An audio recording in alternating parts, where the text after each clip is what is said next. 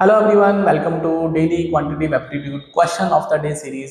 ये question CAT exam में पूछा गया, तो अगर आप रीटेकर हैं तो प्लीज आप इसको ट्राई करिए। एंड अगर आप पहली बार एग्जाम लिख रहे हैं और आपको ये कंसेप्ट नहीं आता है तो डायरेक्ट सोल्यूशन देख सकते हैं, बट फिर भी आप खुद से ट्राई करना चाहते हैं तो प्लीज आप इसको ट्राई करिए, उसके बाद सोल्यूशन देख सकते हैं। राइट, तो क्वेश्चन बोलता है it is number of ways of distributing 20 identical balloons among 4 children such that each child get some balloons but no child gets an odd number of balloons। तो बेसिकली ये जो problem है ये distribution problem है।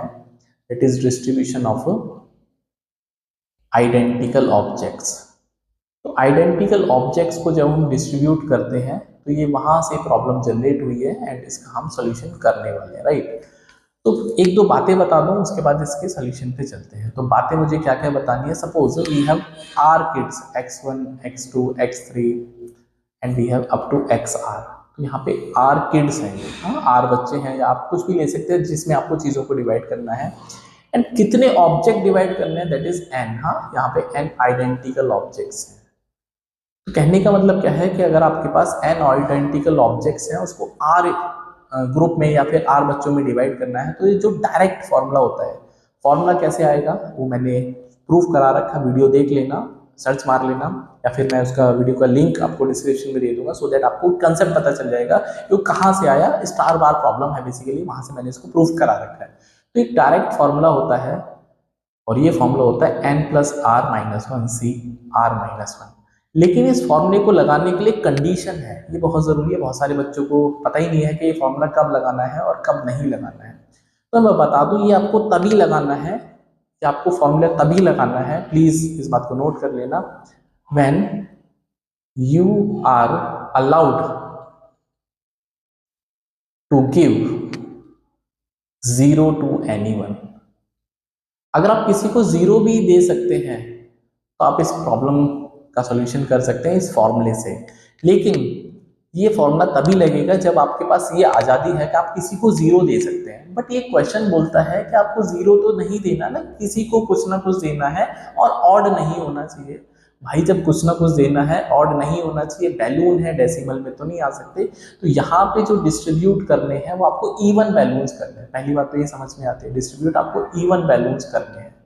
And even जो balloons है, 0 एक even number है, तो यहाँ पे जो डिस्ट्रीब्यूट करना है 0 दैट इज बैलून्स नहीं कर सकते, तो इवन बैलून्स करना है, वो भी non zero, because 0 is a even number. तो आपको non zero even balloon distribute करना है, ये बहुत इंपॉर्टेंट है।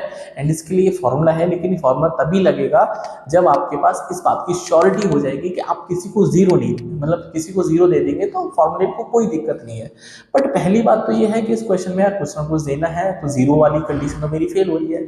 तो पहले हमेशा always work on the condition, जो भी कंडीशन है उसको फुलफिल कर दो। जैसे ही आप उस कंडीशन को फुलफिल कर दोगे तो आप उस क्वेश्चन का जो सोल्यूशन है वो आराम से कर पाओगे।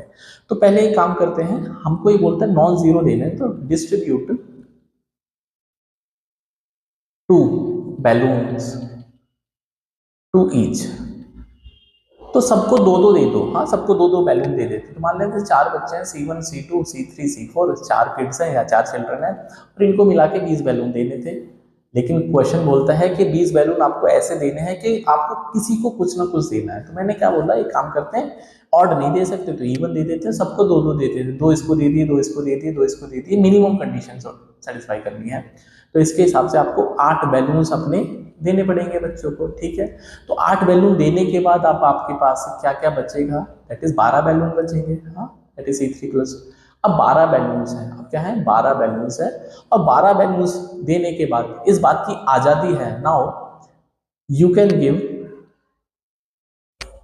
0 ऑल्सो। हाँ, 0 टू एनीवन।